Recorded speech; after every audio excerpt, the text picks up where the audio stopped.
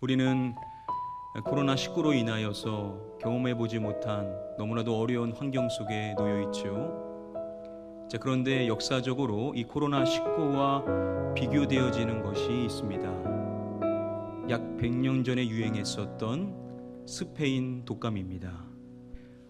당시 한 신문에서 스페인 독감 예방 수칙에 대한 내용을 오늘날 코로나19의 것과 비교해 보면요, 거의 유사하다라고 할 만큼 당시 사람들도 우리와 똑같은 수칙을 지키며 살았었음을 확인해 볼 수가 있습니다. 이 스페인 독감이 창궐했었던 시기가 1918년인데요.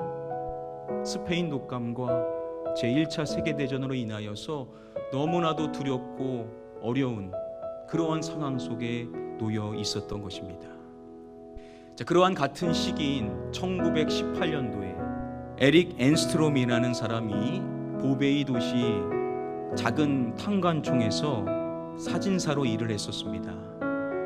그의 딸 가운데 로다 나이버그라는 딸이 있는데 그녀는 화가였었는데요. 아버지가 찍은 사진을 유화로 그리게 됩니다. 그렇게 해서 나오게 된 작품이 The Grace라는 제목의 작품인데요.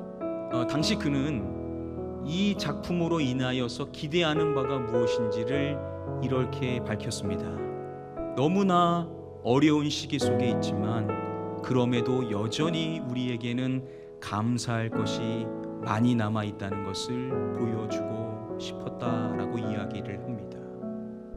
스페인 독감과 제1차 세계대전으로 인하여서 너무나 두렵고 모든 것이 어려운 고난의 연속의 삶이었지만 그 속에서도 빵 하나와 스프 한 그릇으로 인하여서 감사드릴 수 있다라는 것을 보여주고 싶었다라는 것입니다.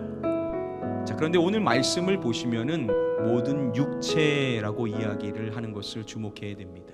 시편 145편의 말씀에 보시면은 모든 사람의 눈이 주를 앙망하오니 주는 때를 따라 그들에게 먹을 것을 주시며 라고 이야기를 함으로써 하나님께서는 모든 사람들에게 먹을 것을 주시는 분이심을 이야기합니다. 먹을 것이라는 것은 우리의 생각과는 다른 것이죠. 이것은 하나님께서 이스라엘 백성들에게 먹이신 만나를 의미하는 것이 아니라는 것입니다. 왜냐하면 그것을 먹은 사람은 이스라엘 백성뿐이죠. 그런데 지금은 모든 사람들에게, 모든 육체에게 주신 먹을 것을 이야기한다라는 겁니다. 여기서 말하는 이 먹을 것이라는 것은 다른 어떤 것이 아니라 일상에서 하루하루 먹게 되는 양식을 칭하는 것으로 볼 수가 있습니다. 그러면 우리에게 있어서 먹을 것은 무엇이겠습니까? 밥을 이야기하는 것이라고 적용해 볼 수가 있겠죠. 저와 여러분들은 먹을 밥이 있다라는 사실만으로도 감사를 해야 한다라는 것입니다. 코로나19로 인하여서 이 자리에 계신 대부분의 분들이 너무나도 힘든 삶을 살고 계실 것입니다. 어떤 분들은 전쟁과도 같은 치열한 싸움을 하고 계신 분들도 계실 줄 압니다. 너무나도 힘드시죠, 여러분? 그런데 여러분, 우리가 기억해야 될 중요한 사실은요, 세상 사람들은 할 수 없지만 믿는 저와 여러분들은 이렇게 어려운 현실의 삶 속에서도 여전히 감사할 수 있는 사람으로 부름받은 줄 믿습니다.